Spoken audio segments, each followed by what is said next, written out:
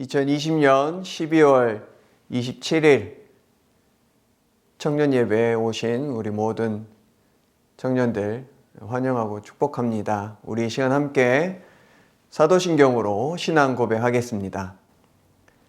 나는 전능하신 아버지 하나님, 천지의 창조주를 믿습니다. 나는 그의 유일하신 아들, 우리 주 예수 그리스도를 믿습니다.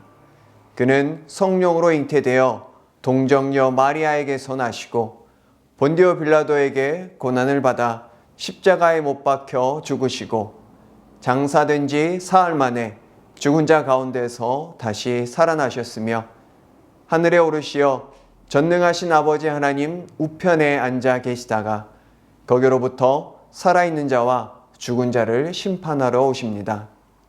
나는 성령을 믿으며 거룩한 공교회와 성도의 교제와 죄를 용서받는 것과 몸의 부활과 영생을 믿습니다. 아멘. 연말 연시 방역 강화 특별 대책이 시행됨에 따라서 다음 주 청년 예배까지는 온라인으로만 드립니다. 온라인 예배 후에 랜선 순 모임을 갖습니다. 대면하여 모이지 못하지만 온라인으로 꼭 참석하셔서 삶을 나누고 은혜와 결단을 나눌 수 있는 교제의 시간이 되기를 원합니다. 이 시간 우리 함께 말씀 보도록 하겠습니다. 창세기 12장 1절에서 4절 말씀입니다. 이 시간 우리 함께 한 목소리로 합독하도록 하겠습니다.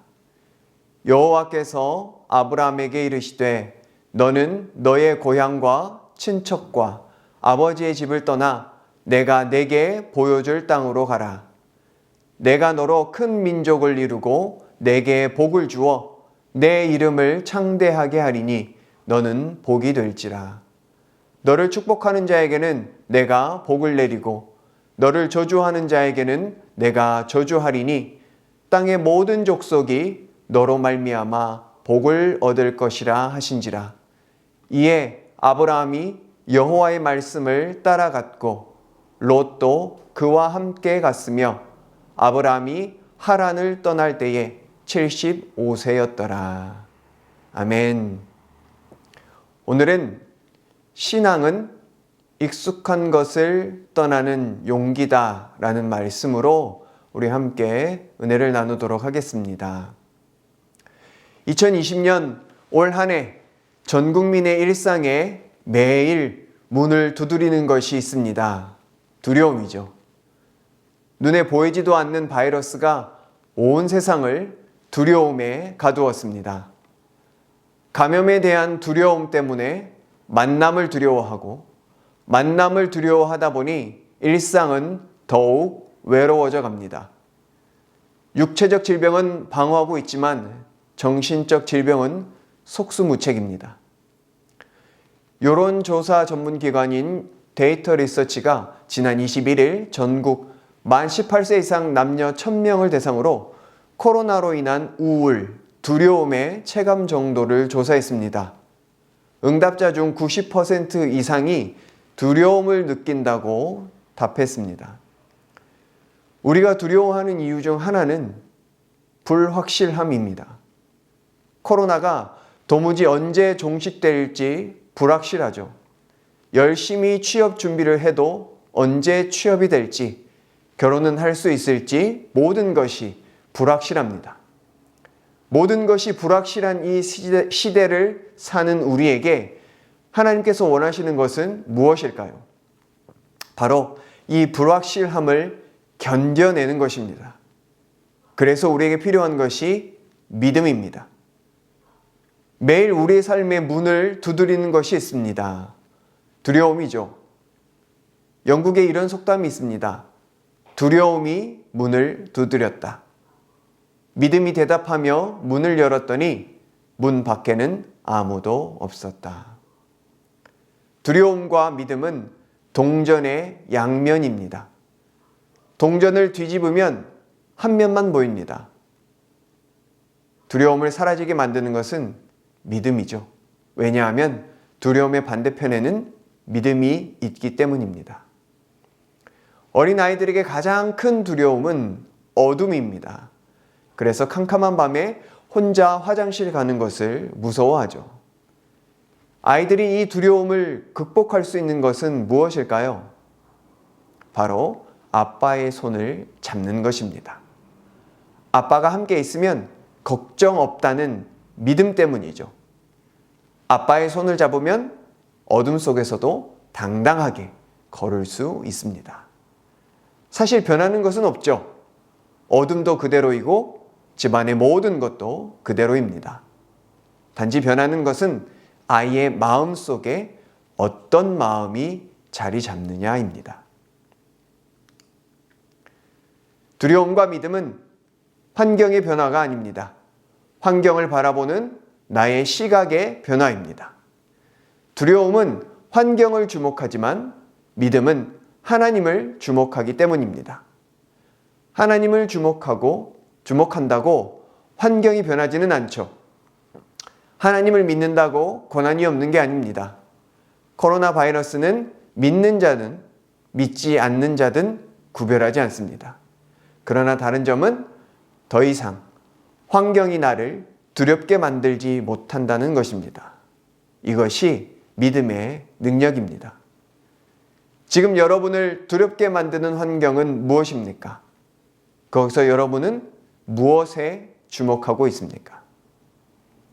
두려움이 문을 두드릴 때, 믿음으로 문을 열면 두려움은 사라집니다. 가나안 땅을 정탐하러 12명의 정탐꾼을 보냈습니다. 10명의 정탐꾼은 이렇게 말하죠. 우리는 가나안 사람들에 비하면 메뚜기에 불과하다.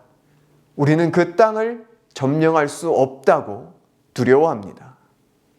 왜 그랬습니까? 바로 가나안 사람들을 주목했기 때문입니다. 하지만 갈렙과 여호수아는 그 땅을 점령할 수 있다고 말합니다. 왜냐하면 하나님께서 이미 그 땅을 우리에게 주셨다는 믿음에 주목했기 때문입니다. 골리앗이 싸움을 걸어왔습니다. 사울 왕은 두려워했죠. 골리앗의 덩치와 위용이 대단했습니다. 하지만 다윗은 거대한 골리앗 앞에서도 두려워하지 않았습니다.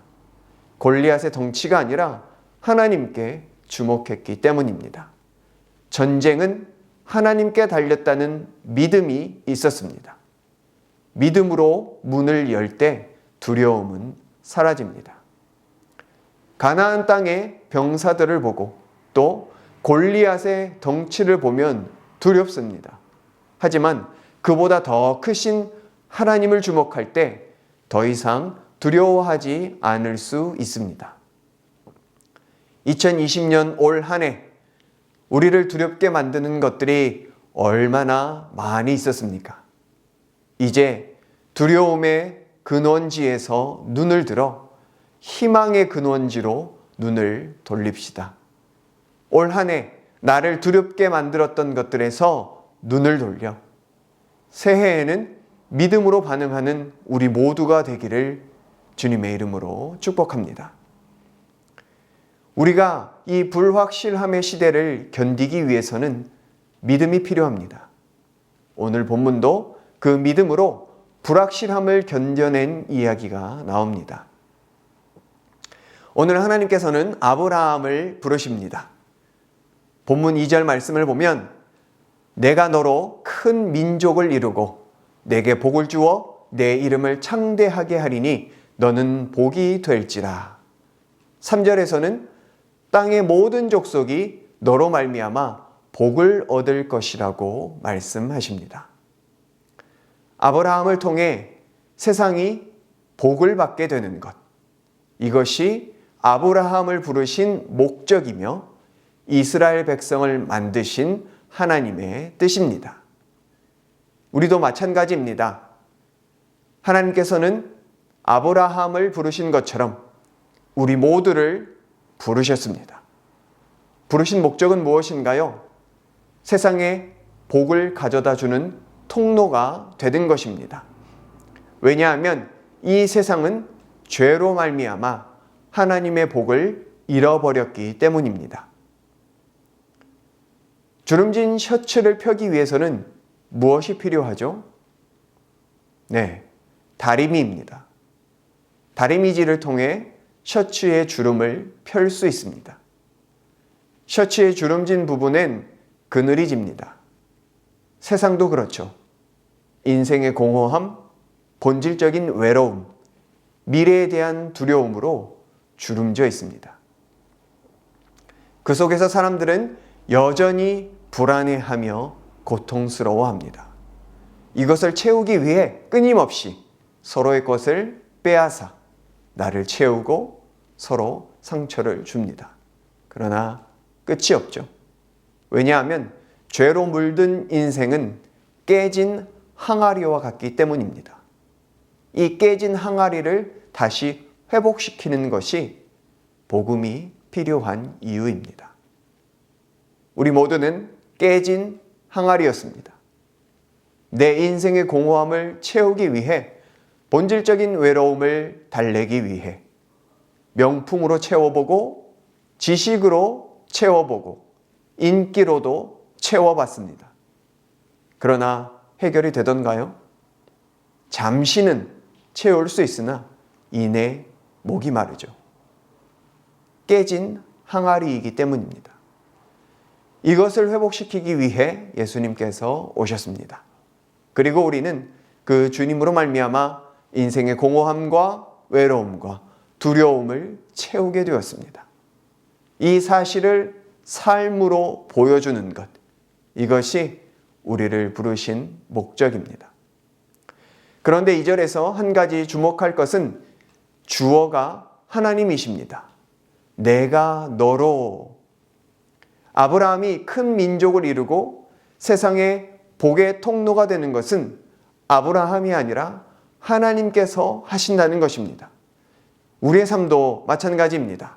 내 힘과 능력으로만 살아가는 것이 아니라 하나님께서 일하시는 줄로 믿습니다.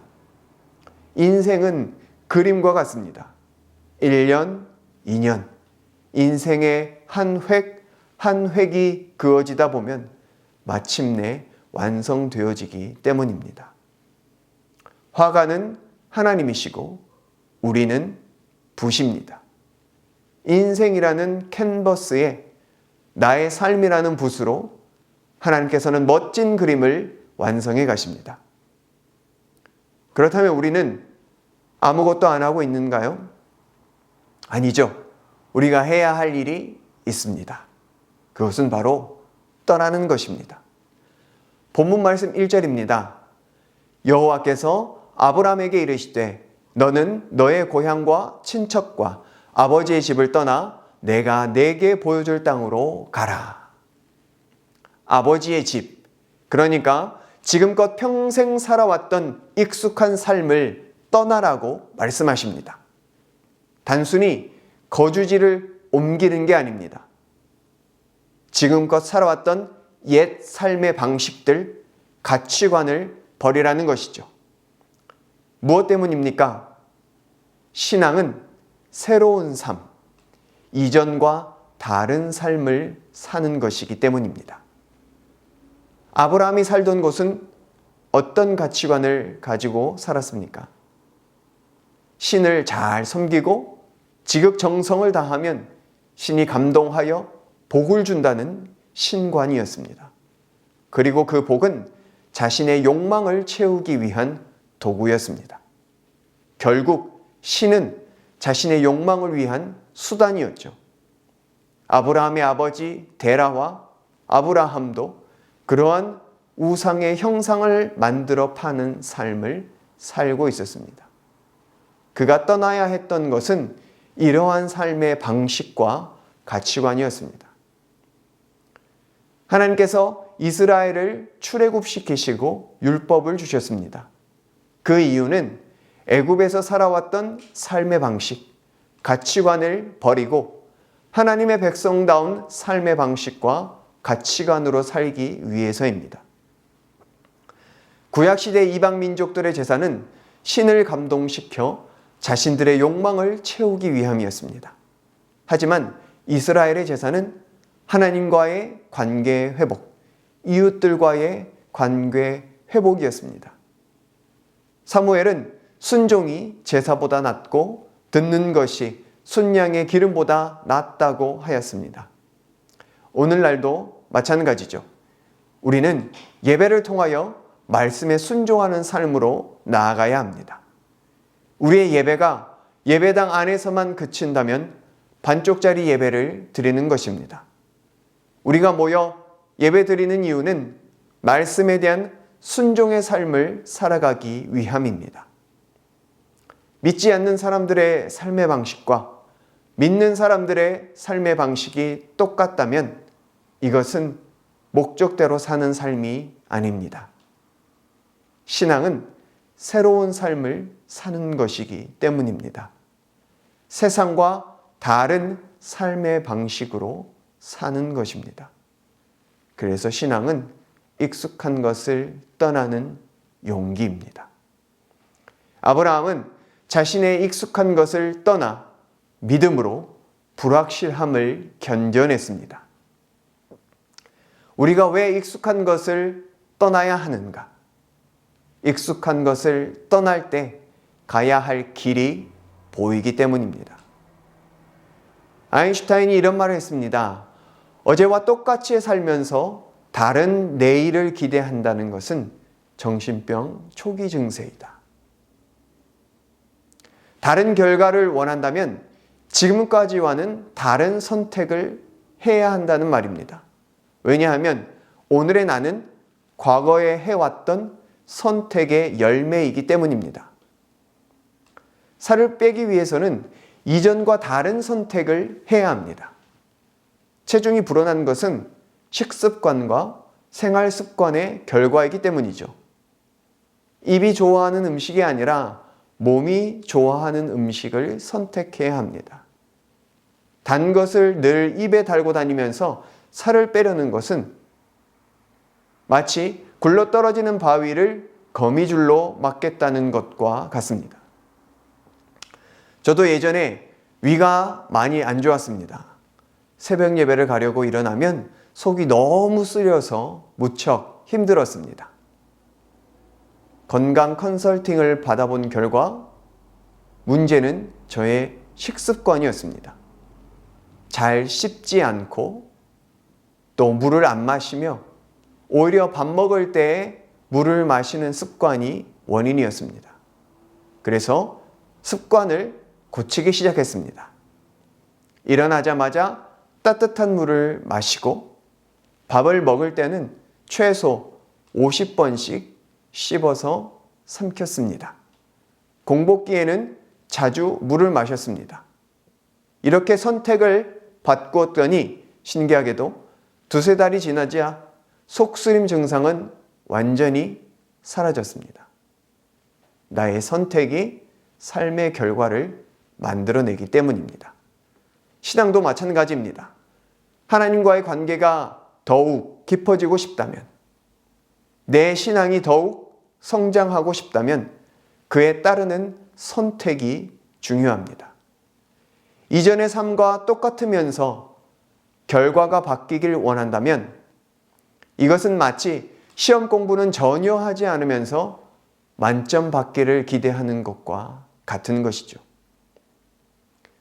다른 삶을 살고 싶지만 안 되는 이유는 익숙한 것을 떠나지 않기 때문입니다.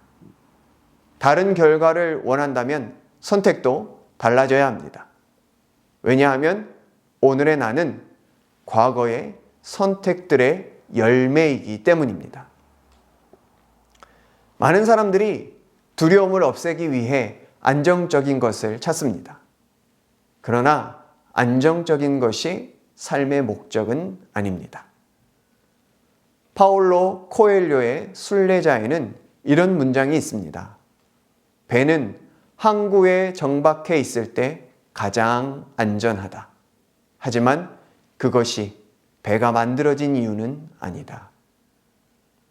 사람들은 넉넉한 연봉이 있을 때, 보장된 연금이 있을 때, 충분한 퇴직금이 있을 때 삶이 가장 안전하다고들 말합니다. 그런데 그것들이 과연 우리가 태어난 이유일까요? 물론 연봉, 연금, 퇴직금 모두 있으면 좋은 것입니다. 하지만 문제는 주객이 전도됐다는 것이죠. 이것은 수단일 뿐 목적은 아닙니다. 그러나 익숙한 것을 떠나는 용기를 발휘하지 않는다면 우리는 수단이 목적이 되는 삶을 살아가게 될 것입니다. 만약 아브라함이 익숙한 것을 떠나지 않았다면, 이전의 삶의 방식을 떠나지 않았다면 복의 통로가 되는 사명을 감당할 수 없었을 것입니다. 그는 떠났기에 가야 할 길을, 사명을 볼 수 있었습니다. 여러분에게 사명의 길을 걷기 위해 떠나야 하는 익숙한 것은 무엇입니까? 내 삶은 바른 목적을 향해 가고 있습니까? 아니면 수단이 목적이 되어 있지는 않습니까? 시인 자넷 랜드는 위험들이라는 시를 통해 인생은 우리를 두렵게 만드는 위험들을 감수하는 것이라고 표현합니다.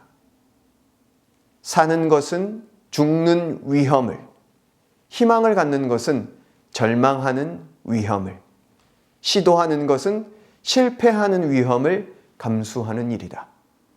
하지만 삶에서 가장 큰 위험은 아무 위험도 감수하지 않는 것이다 라고 시인은 말합니다.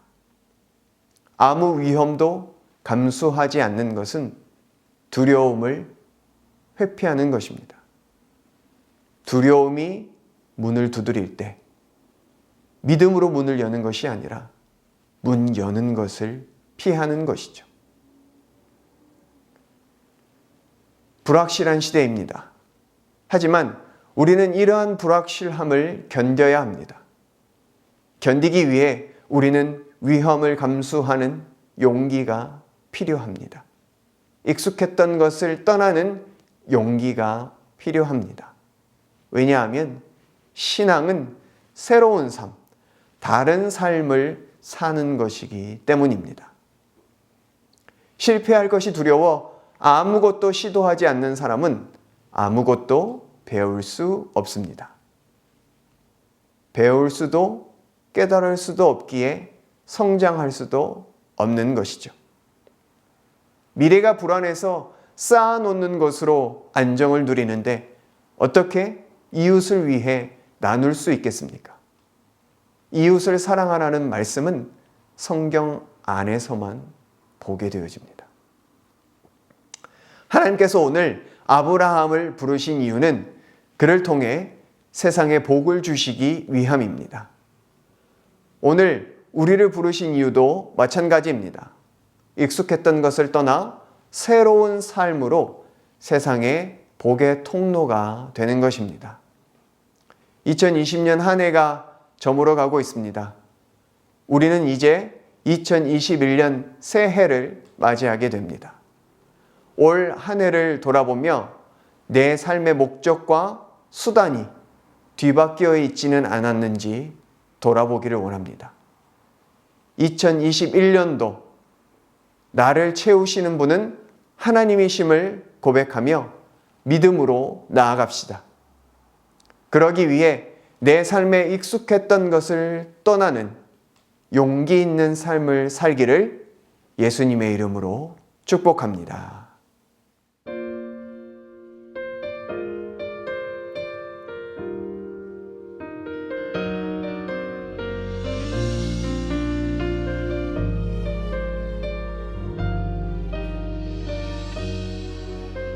주 앞에 나와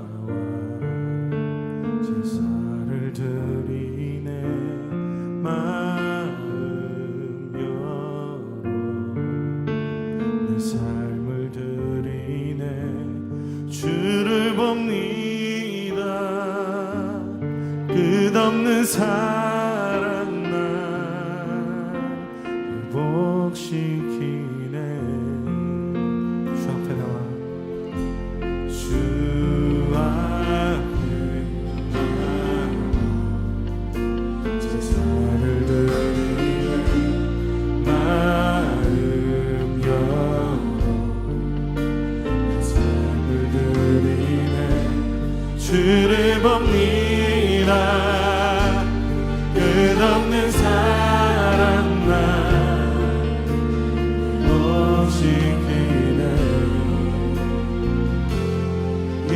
이제는 들어 주 번에 이른요 날 새롭게 주님의 사랑 날 가지시니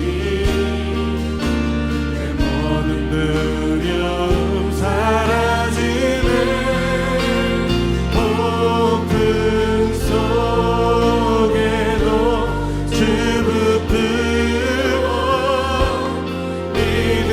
믿음으로 주와 건네 갈보리 언덕 넘어 그 어느 날 주 안에 온전히 되리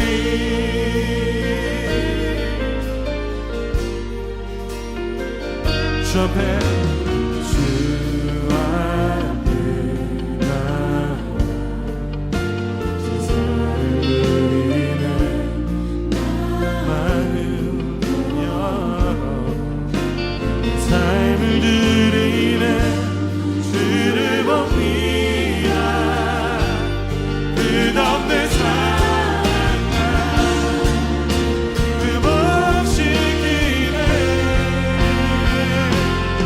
이제는 들어 주 번에 주는 영날 새롭게 주님의 사랑 날 가지시니 내 모든 두려움 사라지네 폭풍 속에도 주 붙들고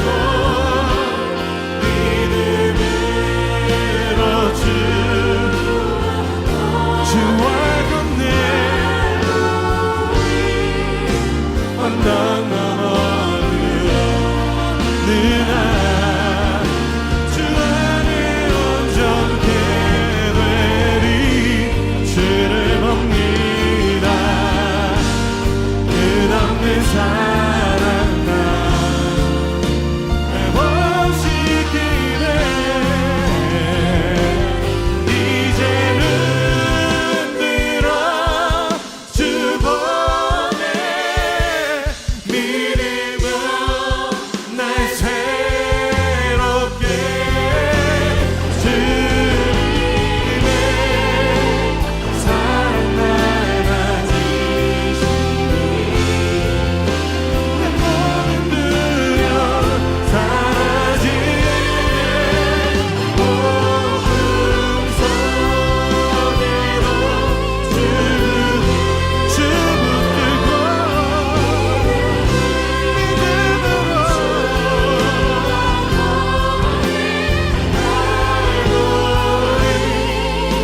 언덕 넘어 그 어느 날 주 안에 온전케 되리 주 안에 온전케 되리 주 안에 온전케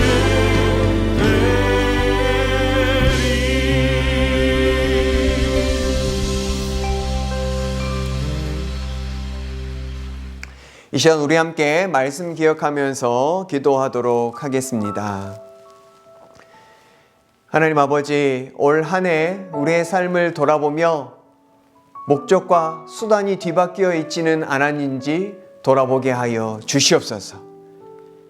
2021년 한 해는 우리가 더욱더 믿음으로 나아가게 하여 주시어서 이 불확실함의 시대를 잘 견뎌 나아갈 수 있는 우리의 삶이 되어지게 하여 주시옵소서.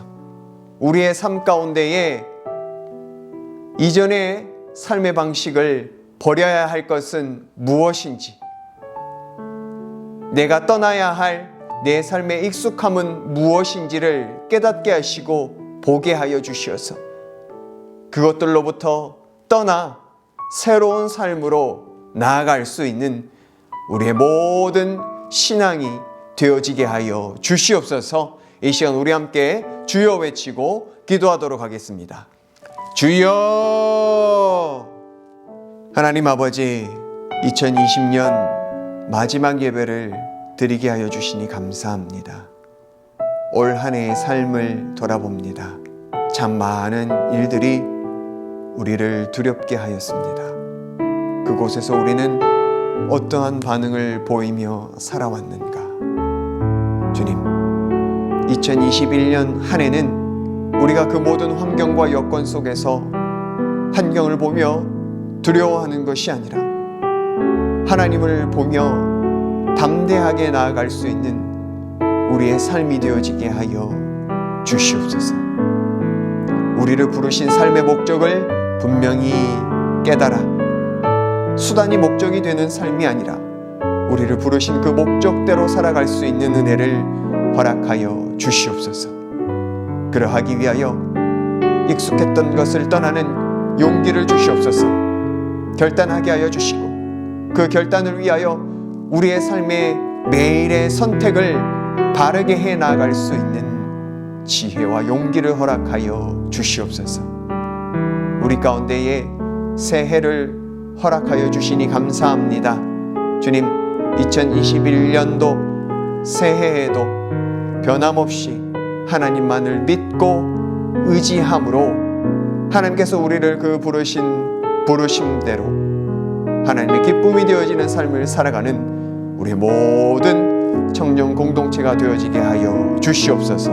이제는 우리의 구주 되신 예수 그리스도의 은혜와 하나님 아버지의 무한하신 사랑과 성령 하나님의 교통 교제하심의 역사가 익숙했던 내 삶의 옛 방식들과 가치관을 떠나는 용기를 가지고 새해를 부르신 목적대로 살기를 원하는 오늘 예배를 드리는 모든 청년들 위해 그리고 2021년 새해의 모든 일들 위해 이제로부터 영원토록 함께 있을지어다. 아멘.